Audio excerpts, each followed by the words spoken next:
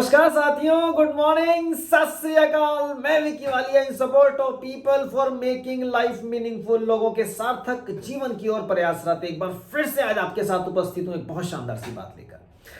आज मैं आपसे बात करने वाला हूं रूट कॉज की। मूल तत्व पे काम कीजिए। जी हां, यदि आप सक्सेस नहीं हो पा रहे हैं, आपको सफलता नहीं मिल रही है, तो कारण खोजिए कि क्या ऐसा कारण है जिसके कारण सब कुछ ठीक होते हुए भी कहीं ना कहीं कुछ कमी रह जाती है और आपको सफलता नहीं मिलती है। थॉमस एडिसन जब महान आविष्कारक हुए, द ग्रेटेस्ट साइंटिस्ट, बहुत सारे आविष्कार उनके नाम हैं दोस्तों। और अपने आविष्कारों में आप जानते हैं बल्ब का आविष्कार भी उन्होंने किया। तो अपने आविष्कारों में वो 1000 से ज्यादा टाइम फेल हुए, वो इससे निराश नहीं हुए। उन्हीं के वर्ड्स में बात कहूं, वो क्या कहते थे कि आई will not say I failed 1000 times, I will say that I discovered there are 1000 ways that can cause failure. वो कहते थे कि मैं ये नहीं कहूंगा कि मैं 1000 बार फेल हुआ, मैं ये कहूंगा कि मुझे ऐसे रास्ते पता लगे, मुझे 1000 बार ऐसे रास्ता मिल गए कि जिनसे फेल हुआ जा सकता है। तो मैं उन रास्तों पे नहीं चलूंगा, मैं वो काम ही नहीं करूंगा जिससे फेल हुआ जा सकता है। तो रूट कॉज पे काम करना है, जड़ पे काम करें, मूल तत्व पे काम करें। जब कोई प्लेयर कुछ पॉइंट्स से चूक जाते हैं साहब, तो वो क्या करते हैं, और ज्यादा प्रैक्टिस करते हैं और अच्छा प्रदर्शन करने के लिए, परफॉर्मेंस बेटर करने के लिए।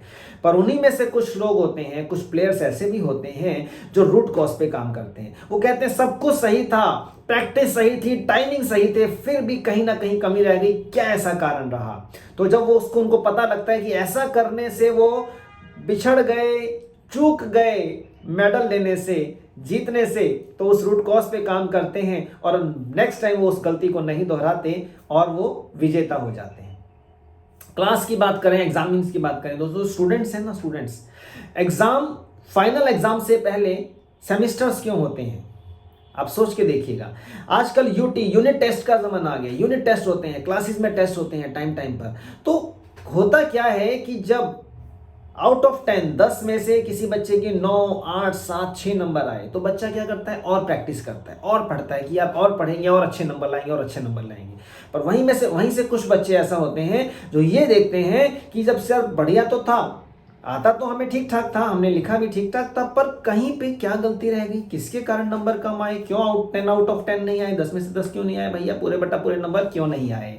तो जब उस रूट कॉज को वो ढूंढ लेते हैं, उस पर काम करते हैं, तो अगली बार उनके मार्क्स भी अच्छे आते हैं और पूरे बटा पूरे नंबर भी आते हैं। मतलब ये कि देखिए, एग्जाम्स की मैं ही बात करूंगा, एक छोटा सा एग्जांपल आपको देता हूं कि कुछ बच्चों को तैयारी करने के दौरान ये पता लग जाता है, कुछ टीचर्स से, कुछ उनके जो मार्गदर्शक हैं, उनके मेंटोर्स हैं, उनको पता लग जाता है कि ऐसा करने से नंबर्स कट जाते हैं। तो वो क्या करते हैं, ऐसा नहीं करते हैं और एग्जाम में अच्छे नंबर से पास होते हैं। अब जो बच्चे जिनको पता ही नहीं है कि कैसा करने से आपको नेगेटिव मार्किंग आएगी या आपके नंबर्स कट जाएंगे, वो गलतियां दोहराते रहते हैं और अच्छा सा अच्छा पढ़ने के बाद भी मार्क्स कम आते हैं।